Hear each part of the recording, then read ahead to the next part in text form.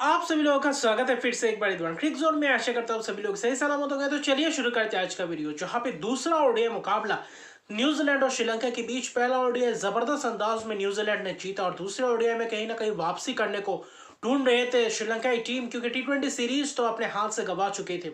तो आखिर में जाते जाते क्या ओडीआई सीरीज में बने रह पाते या नहीं, इसलिए यह दूसरा ओडीआई बहुत ही महत्वपूर्ण था श्रीलंका के नजरिए से देखें तो। और वहां पे न्यूजीलैंड के नजरिए से देखें तो ये पहला इस साल का पहला सीरीज जीतते ओडीआई सीरीज। तो वहां पे शुरुआत एक अच्छा खासा कहीं ना कहीं श्रीलंका ने गेंदबाजी करने का तो फैसला लिया, लेकिन शुरुआत खासतौर पे न्यूजीलैंड का अच्छा खासा रहा, तेज तरह शुरुआत था कहीं ना कहीं।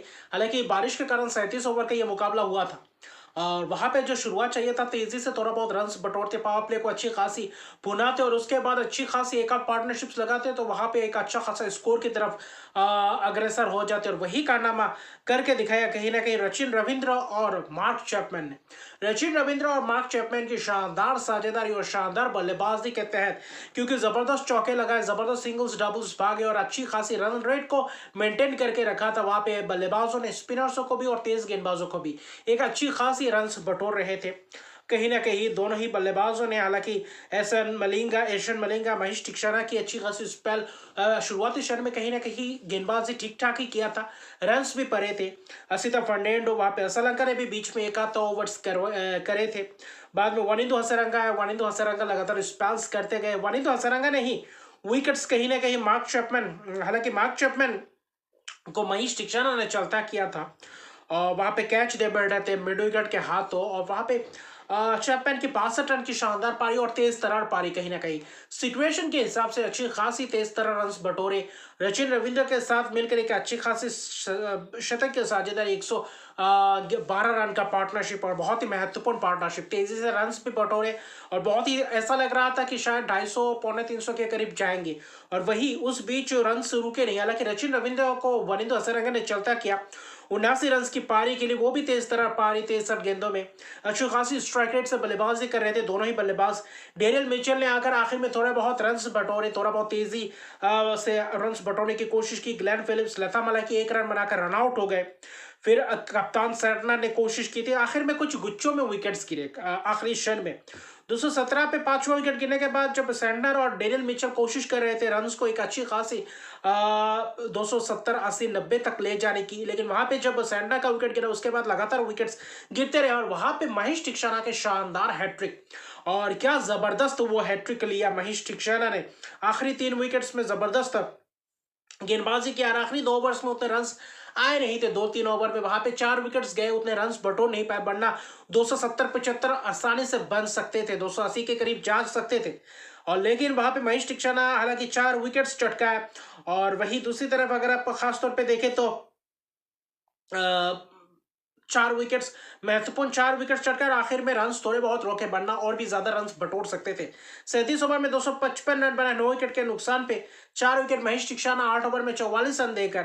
और बाकी गेंदबाज भी थोड़े बहुत महंगे रहे। वनिंदु हसरंगा ने भी कहीं ना कहीं 2 विकेट्स जो बीच में किए थे अच्छी खासी, रचिन रविंद्र का विकेट चटका महत्वपूर्ण वो विकेट्स।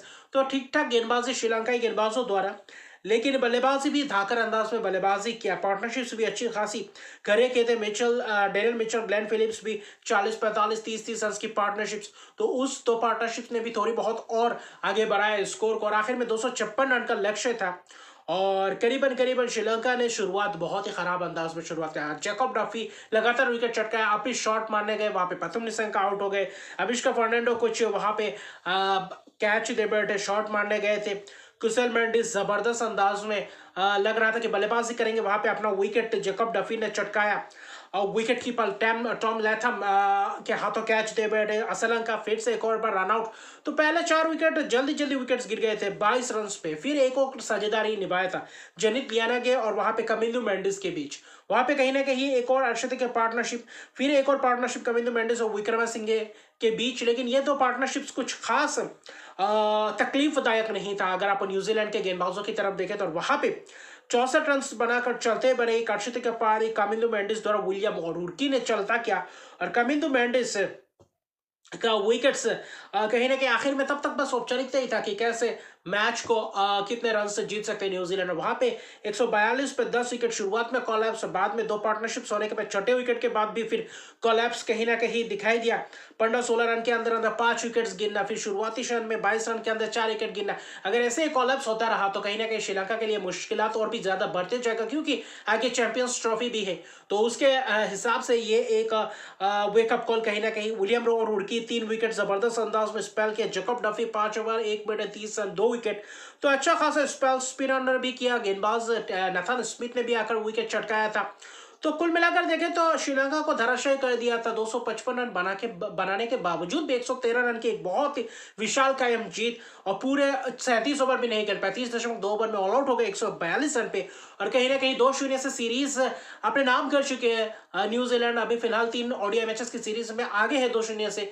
एक और ओडीआई बाकी है, क्या वहां से कुछ उस आखिरी ओडीआई में श्रीलंका कुछ अपना अंदाज, अलग अंदाज दिखा पाएंगे, यानी ये दिखने लायक बात होगा। बाकी न्यूजीलैंड जबरदस्त T20 और ओडीआई सीरीज में जबरदस्त कड़ाकेदार प्रहार किया और कड़ाकेदार परफॉर्मेंस दिखाया। गेंदबाजों या बल्लेबाजों से बेहतरीन अंदाज में, फील्डिंग्स तो उमदा उनका रहता ही है।